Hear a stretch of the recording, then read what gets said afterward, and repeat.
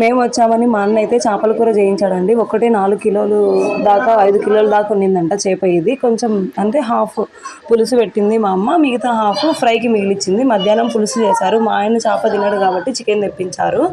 ఇంకా అంతకు మించి వేరే ఆప్షన్ లేదనమాట. మటన్ కూడా సరిగా తినరు. ఇంకా తలకాయ కూర అంటే అప్పటికప్పుడు దొరకదు. అల్లుడికి వేరే వెజిటబుల్స్ ఇలా చేస్తే బాగోదు కదా, మేము ఫిష్ తిని అన్నట్టు ఆయన కోసం చికెన్ చేసి పెట్టారు. ఏముందండి, తింటే బాగానే ఉంది. నేను తీసిస్తా తినమంటే కూడా వద్దు నాకు అంటే నాకు స్మెల్లే పడదనమాట.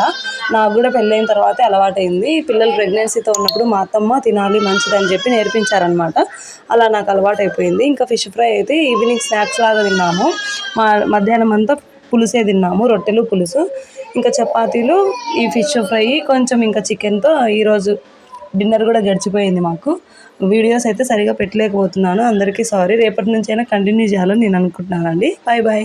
వీడియోలు వస్తే లైక్ చేయండి.